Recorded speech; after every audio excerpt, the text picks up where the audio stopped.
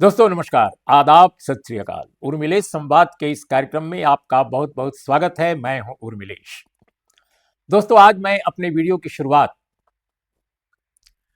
एक युवा महिला पत्रकार, यूट्यूबर, जो भी कह लीजिए आप, रिपोर्टर, उसके एक वीडियो से करना चाहता हूं। मैं वीडियो नहीं दिखाने जा रहा हूं, मैं सिर्फ पर बोलने जा रहा हूं। वो दरअसल दिल्ली के कनॉट प्लेस में वो यंग जर्नलिस्ट जातिगत भेदभाव जो है यूजीसी रेगुलेशन के कॉन्टेक्स्ट में वो बात कर रही है, जो यूजीसी का इक्विटी रेगुलेशन है, जिसको सुप्रीम कोर्ट ने स्टे कर दिया है। काफी उसको लेकर हंगामा मचा था। जो अपने आप को हिंदू अपर कास्ट कहने वाली या सवर्ण कहने वाली जातियां हैं, उनके कुछ लोग दिल्ली में, कुछ लोग काफी हैतोवा मचाए कि इससे तो हम लोग बर्बाद हो जाएंगे, इससे तो हमारे खिलाफ न जाने क्या क्या हो जाएगा, जेल में चले जाएंगे, हमारी सब कुछ हमारा सब कुछ छिन जाएगा। और उसका प्रभाव ये पड़ा कि सरकार भी सहम गई।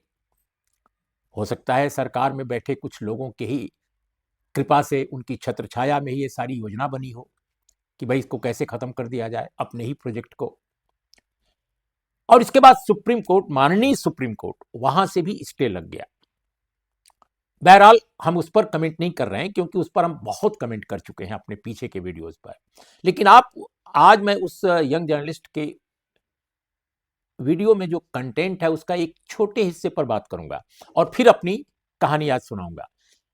तो वो महिला पत्रकार पूछती है कि भाई आपकी क्या राय है इस मुद्दे पर, जो जातिगत भेदभाव है, क्या ये खत्म होना चाहिए? कुछ इस तरह का सवाल वो करती है, बहुत समझदारी के साथ, बहुत शार्पनेस के साथ।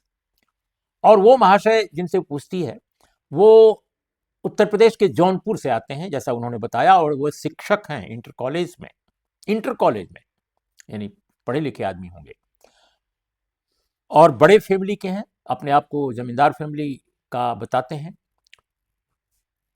उन्होंने साफ शब्दों में जो कहा, कुछ चीजें उनकी हमने दर्ज की हैं, नोट की हैं। उन्होंने कहा कि ये तो आदिकाल से चल रहा है, कर्म के अनुसार बांटा गया है, यानी जो जातियां हैं, जो वर्ण है, कर्म के अनुसार बांटा गया है। ये क्यों खत्म होना चाहिए? उंगलियां सभी बराबर थोड़े होती हैं। आप देखिए उंगलियां बराबर नहीं है ना, तो सब बराबर कैसे हो जाएंगे? आप कहती हैं कि यूजीसी रेगुलेशन ऐसा आ जाए, ऐसा लागू कर दिया जाए इससे बराबरी हो, तो बराबरी कैसे हो जाएगी? सबको बांटा है भगवान ने, तो भगवान नहीं ठीक कर सके तो हम क्या करेंगे? कुछ इस तरह की बात कहते हैं। फिर वो समानता की ही बात पूछने पर एक खास ढंग से उस महिला पत्रकार से कहते हैं, क्या जूते अपने सर पे रखोगी? अब इसका मतलब आप समझ जाइए कि क्या वो कहना चाहते हैं। जो जिस स्तर का है उसे वहीं रहने दिया जाए, इस तरह की बहुत सारी बातें वो कहते हैं। अब इस वीडियो को देखकर बहुत सारे लोग गुस्से में आज हैं, जो समानता के पक्षधर हैं, जो समाज से भेदभाव खत्म करना चाहते हैं। मैं सोशल मीडिया पर देख रहा था, बहुत आक्रोश जाहिर किया जा रहा है उस वीडियो पर।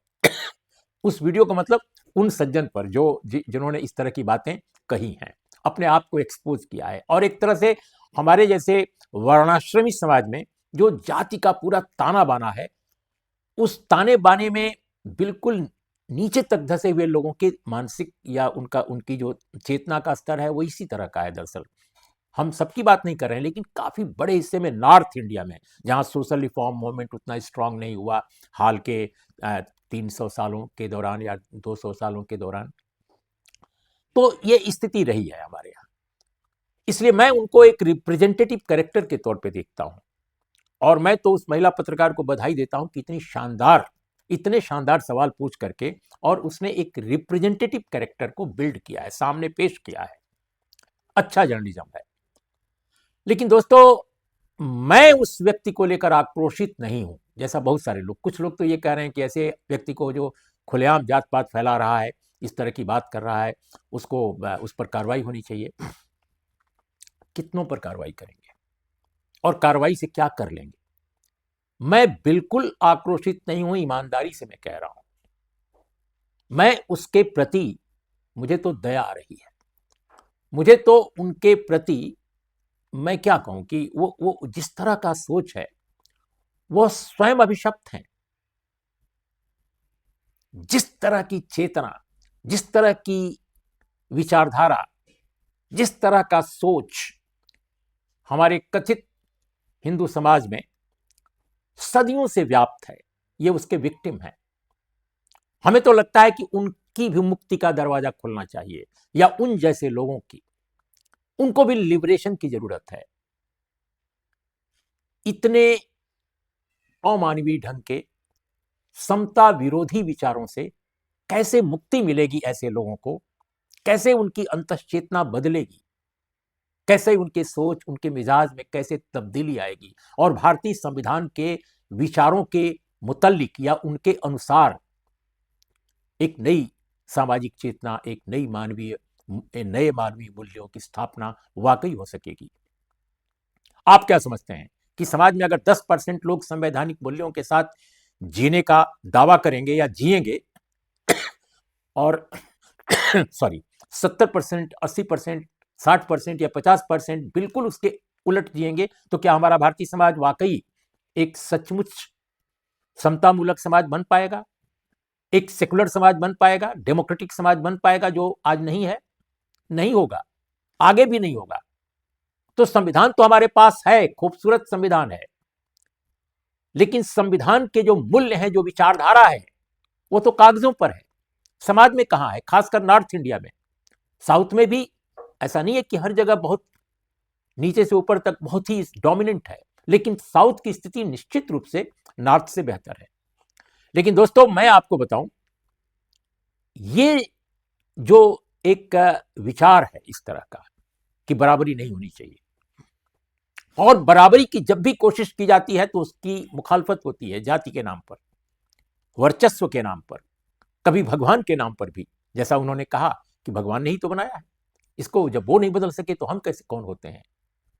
सब उंगलियां बराबर नहीं होती हैं। उंगलियों से तुलना कर दी उन्होंने जातियों की, वर्णों की। तो इसका मतलब यह है कि संविधान के मूल्यों में बिल्कुल आस्था नहीं है।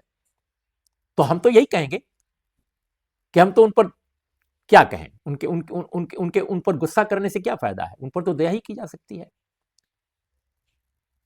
कि भाई आप नहीं सुधर सकते हमारे कहने से, लेकिन जब पूरे समाज में कुछ नवजागरण आएगा, कुछ ऐसी स्थितियां आएंगी, तो शायद ऐसे लोगों को उन बुरे विचारों से मुक्ति मिलेगी जो हमारे समाज को और बुरा बना रहे हैं। दोस्तों, ये जो समस्या है, हमारे हिंदुत्ववादी जो समाज अपने को कहते हैं लोग, या हिंदू समाज जो कहते हैं, उसके अंदर इनहेरेंट है, अंतर्निहित है। मैं ये नहीं कहता हूं कि हिंदू लिबरल नहीं है, एक सेक्शन, बहुत छोटा सेक्शन लिबरल भी हो सकता है, लेकिन उसका उदारतावाद कब किस रूप में धारण कर लेगा कोई नहीं जानता। तो ये जो समस्या हमारे समाज में है, हिंदू समाज में, उसकी वजह क्या है जिसको हिंदू समाज कहते हैं? अब आप देखिए, Bharatiya Janata party, RSS Hindu unity की बात करते हैं कि हिंदू को एकजुट हो जाना चाहिए, लेकिन जैसे ही समानता की बात आती है, भेदभाव खत्म करने की बात आती है हिंदू समाज में, वो बिल्कुल उलट जाते हैं। फिर उनकी हिंदू यूनिटी बिखर जाती है टोटल। ऐसा लगता है कि ताश के पत्ते की तरह उन्होंने हिंदू एकता का एक कागजी गुंबद बना रखा था, और वो बिखर गया। इस बार ही देखा गया, यूजीसी रेगुलेशन को सुप्रीम कोर्ट ऑफ इंडिया के निर्देश पर रोहित वेमुला और पायल तड़वी की मां जो थी, उनके पिटीशन पर तैयार किया गया। स्वयं सुप्रीम कोर्ट ऑफ इंडिया ने डायरेक्ट किया कि आप इसको जल्दी से जल्दी और बेहतर और ज्यादा स्ट्रांग, जो कारगर हो सके, जो 2012 के रेगुलेशन से ज्यादा अच्छा हो, आप बनाइए। और जब बना, मैं मानता हूं कि वो बहुत शानदार नहीं बना। भारत की संसद की जो स्टैंडिंग कमेटी एजुकेशन मिनिस्ट्री की थी, दिसंबर में उसने रिकमेंडेशन दिया था, उसकी रिपोर्ट पब्लिक की गई थी। रिकमेंडेशन तो पहले आया, लेकिन पब्लिक की गई, पार्लियामेंट में पेश की गई, आई थिंक दिसंबर में। उसमें जितने रिकमेंडेशंस थे, वे सारे रिकमेंडेशन भी इसमें इनकॉर्पोरेट नहीं हो सके। यूजीसी के गाइडलाइन में, जो इक्विटी गाइडलाइन जो आई उसमें, या रेगुलेशन आप कहिए, तो ये जो equity regulation supreme court of India के निर्देश पर आया और जिस शिक्षा मंत्रालय की स्टैंडिंग कमेटी के रिकमेंडेशन भी उसके सामने थे कि उसका रास्ता वो बनाएंगे उसके अनुसार, लेकिन उसको भी पूरी तरह अमली जामा नहीं पहनाया गया। जबकि मैं आपको बताऊं कि ये जो स्टैंडिंग कमेटी है उसने वाकई बेहतरीन कुछ रिकमेंडेशंस दिए हैं जिससे काफी फर्क पड़ता है। बहरहाल जैसा भी आया थोड़ा सा बेहतर जरूर आया, उसमें कुछ चीजें ऐसी थीं जो पहले नहीं थी, लेकिन उसको बिल्कुल टॉलरेट करने को तैयार नहीं हुआ समाज। और कौन सा समाज? मुट्ठी भर लोग, मुट्ठी भर लोग। समाज के नाम पर एक मुट्ठी भर लोग आ गए बाजार में, शहरों में, महानगरों में, और उन्होंने शोर मचाना शुरू कर दिया। कहीं कोई कथावाचक है, कहीं कोई धन्ना सेठ है, कहीं कोई वकील है, कहीं कोई भी किसी भी पेशे में, कुछ पत्रकार भी बोलने लगे। और टीवी पुरम में तो सारे के सारे पत्रकार बोलने लगे कि ये बहुत ही गड़बड़ है, इससे तो हमारे अंदर बहुत ही ये हो जाएगा, वो हो जाएगा। ऐसा लगा कि अपर कास्ट जो हिंदू लोग हैं उनके बच्चे जो यूनिवर्सिटीज में जाते हैं उनके साथ कोई उपद्रव हो जाएगा, कोई बहुत बड़ा अन्याय उन पर गहरा जाएगा, उनको कोई जैसे लगता है कि जेल में भेज देंगे लोग। सारे लोगों के खिलाफ जैसे लगता है कि एससी एसटी ओबीसी जो हैं उन्हीं के यूनिवर्सिटी में जाएंगे तो केवल उन्हीं को दंडित कराने के लिए जाएंगे। कमाल की बात है। अरे भाई, एससी एसटी एक्ट इतने वर्षों से है, कितने लोगों के खिलाफ लोगों ने मुकदमे किए हैं, और अगर गलत किए भी हैं तो उस पर भी कार्रवाई हुई है, कोर्ट कचहरी ने इंटरवीन किया है। एक बार तो उसको और वो कर दिया गया था बिल्कुल डाउन, डाइल्यूट, उस पर बहुत बड़ा रेजिस्टेंस हुआ, तब जाकर के फिर से चीजें रिवाइव हुई। तो हमारा ये कहना है कि ये क्यों ऐसा है कि अपर कास्ट जो अपने को कहने वाले लोग हैं, सवर्ण हिंदू जिसको कहते हैं आम बोलचाल की भाषा में, वो क्यों ऐसा सोचते हैं कि संविधान के हिसाब से अगर इक्विटी मेंटेन की जाएगी, अगर समता मूलक समाज बनाने की कोशिश की जाएगी, तो ये जो एफर्मेटिव एक्शन है ये उनके अधिकार को खत्म कर डालेगा। तो क्या भेदभाव को बरकरार रखना आपका अधिकार है? क्या जाति के आधार पर श्रेष्ठता मेंटेन करना, कि आप उच्च हैं और वो नीचे हैं, क्या इस तरह का स्टेटस, इस तरह की श्रेणीबद्धता, इस तरह का जो एक बना दिया गया है समाज में विभाजन, क्या इसको बरकरार रखना कहीं से भी जायज है? जो बिल्कुल संविधान विरोधी धारणा है ये। तो ये क्यों है अपने समाज में? तो क्या ये हिंदू यूनिटी की जो बात आरएसएस बीजेपी के लोग करते हैं सिर्फ माइनॉरिटी कम्युनिटी के मामले में जब कुछ बिल्डअप करना होता है तब क्या केवल वहीं तक सीमित रहता है? डॉक्टर बी आर अम्बेडकर ने तो साफ शब्दों में लिख दिया है। एनिहिलेशन ऑफ कास्ट नाम की उनकी जो मशहूर किताब है, जो एक भाषण था जो नहीं दिया जा सका और उसको फिर संकलित किया गया एक पुस्तक में, तो एनिहिलेशन ऑफ कास्ट में बाबा साहब ने ये बात कही कि ये जो शब्द है हिंदू एकता, ये हिंदू एकता तभी दिखती है जब मुसलमानों के खिलाफ कुछ मामला हो। उन्होंने राइट का जिक्र किया है, दंगे का जिक्र किया है, तब हिंदू यूनिटी दिखती है। अदरवाइज हिंदू जातियों में एकता कुछ भी नहीं है, कोई एकता नहीं है। और यही नहीं, डॉक्टर बी आर अम्बेडकर ने अपनी उस मशहूर किताब एनिहिलेशन ऑफ कास्ट में कहा, और संभवतः ऐसा कहने वाले भारत के वो पहले व्यक्ति थे, और अब न जाने कितने लोग ये बात कह रहे हैं कि हिंदू समाज एक मिथक है, Hindu society is a myth. Ambedkar साहब ने ये कहा, और वो चीजें आज दिखाई दे रही हैं। अगर हिंदू सोसाइटी एक मिथ न होती तो ऐसा कैसे संभव है कि हिंदू समाज में ही जो शूद्र कहलाने वाले लोग हैं, अति शूद्र कहलाने वाले लोग हैं, उन लोगों को अगर कुछ सहूलियतें दी जा रही हैं ताकि उनके बाल बच्चे भी पढ़ाई लिखाई कर सकें, उनको विक्टिमाइज न किया जा सके, रोहित वेमुला की तरह, पायल तड़वी की तरह, या अनेक ऐसे लोग, अनेक बच्चे हैं ऐसे कि उनको यूनिवर्सिटीज में, कॉलेजेस में, आईआईटीज में हर जगह विक्टिमाइज किया गया, हैरेस किया गया, तो अगर हिंदू यूनिटी नाम की कोई चीज होती, हिंदू समाज नाम का कोई चीज होता, तो ये कैसे संभव है कि उसी समाज के जो अपने को श्रेष्ठ या कुलीन या अपर स्टेटा वाले कहने वाले लोग हैं, अपने से बहुत नीचे के हिस्से में रखे गए लोगों को वो बेहतर बनाने की कोशिश पर नाराज हो जाते। उनके लिए कुछ सुविधाएं अगर दी जा रही हैं, कुछ उनको उनके विरुद्ध जो काम किया जाता है, जो कैंपस में या कहीं भी या जॉब में ही अगर कोई एफर्मेटिव एक्शन इंट्रोड्यूस हो रहा है, तो इस पर हाय तौबा क्यों भाई? जबकि आप जानते हैं कि 10-15% जो अपर स्टेटा के लोग हैं, अपर क्लास कहलाने वाले, अपर कास्ट कहलाने वाले लोग हैं, जाहिर है अपर कास्ट में जितने लोग हैं सारे अपर क्लास नहीं है, ये मैं मानता हूं आर्थिक रूप से, लेकिन अपर कास्ट कहलाने वाले लोग अगर भारत के केंद्रीय विश्वविद्यालयों में 45 में से 38 विश्वविद्यालयों के वाइस चांसलर हैं और 80% से भी ऊपर प्रोफेसरों की जो सीटें हैं उन पर काबिज हैं, सिर्फ 10 और 15% लोग, तो अब आप कल्पना कर सकते हैं कि कितनी गैर बराबरी है।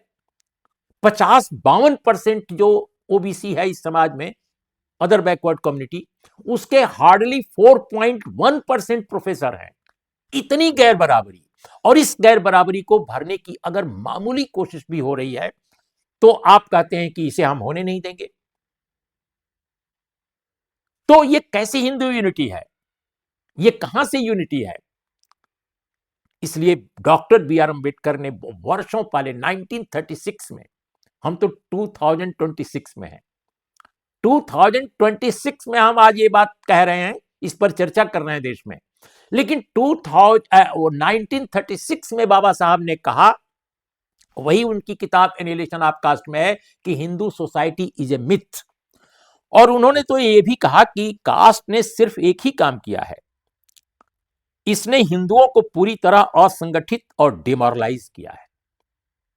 ये उनके शब्द हैं, मेरे नहीं, कि हिंदू समाज जो है इतना ज्यादा असंगठित है कि पूछिए मत।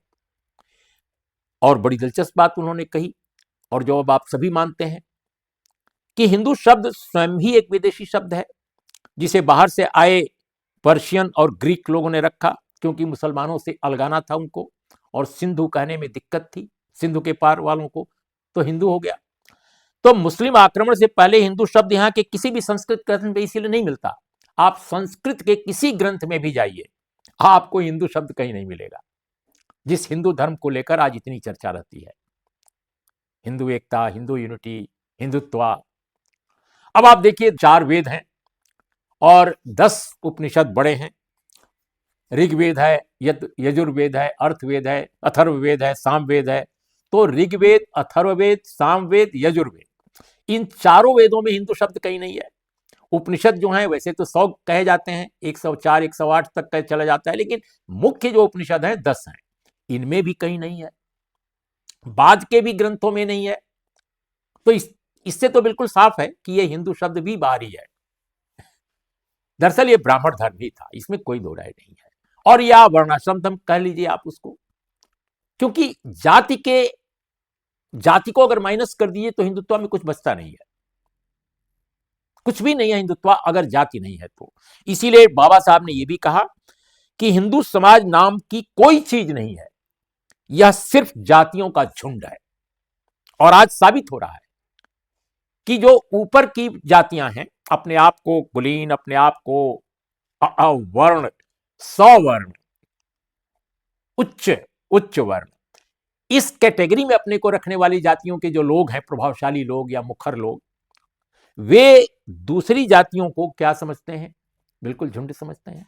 और इसीलिए बाबा साहब कहते हैं कि इस समाज में जो अपने आप को हिंदू समाज कहता है, इसमें हर जाति अपने अस्तित्व के प्रति सचेत है, अपने धर्म के प्रति नहीं।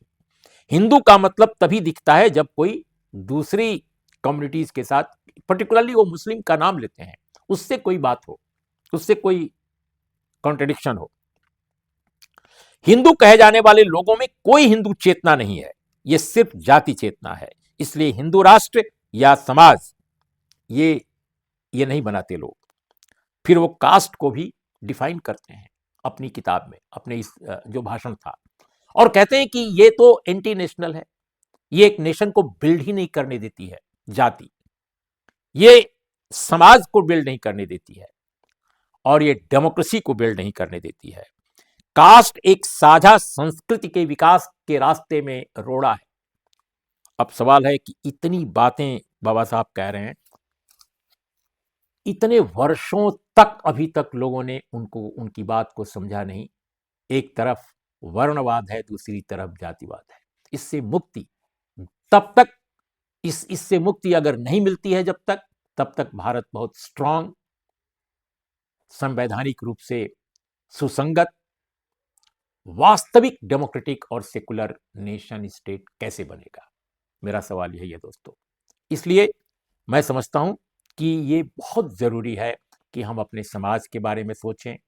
और ये कहने में मुझे कोई हिचक नहीं है कि 2014 के बाद हमारे समाज में जो अपने आप को अपर स्टेटा, उच्च श्रेणी की जातियां कहने वाले लोग हैं, उनका और ज्यादा मनोबल बढ़ा है। इतना बढ़ा है कि वो उत्पीड़ित जो जातियां हैं, जो वंचित जातियां हैं, जिनके साथ वाकई बहुत भयानक भेदभाव हुआ है, उन पर वे हावी और हो गए हैं। आजादी के पहले या आजादी जब हमको मिली, शुरुआती दौर में जितना वर्चस्व था अपर कास्ट का, उससे भी ज्यादा वर्चस्व आज हो गया है। ये बहुत बड़ा संकट है और यही वो चीज है जो हमारे समाज के सामने लगातार लगातार बड़ी समस्याएं पैदा कर रही है। तो दोस्तों, इस पर सोचने की जरूरत है कि कैसे हम अपने समाज को भारत के संविधान के मुताबिक एक बेहतर, सुंदर, सुसंगत, डेमोक्रेटिक कैसे समाज बनाएं। इसके लिए बाबा साहब के इन विचारों को आपको फिर से गौर करना होगा इन पर, और इसे अमली जामा पहनाने की कोशिश करनी होगी। इसके लिए लोगों के बीच में आपको जा करके प्रचारित करना होगा। लेखों के जरिए आप करें, अपनी बात बोलकर करें, उनसे मिलकर करें। इसके लिए जो असंख्य जो सामाजिक राजनीतिक कार्यकर्ता हैं, उनको ईमानदारी से इस विषय पर काम करना चाहिए। तभी आप जातियों के इस जंगल से निकल पाएंगे और डेमोक्रेसी का वास्तविक माहौल बना पाएंगे। नमस्कार, आदाब, सत श्री अकाल।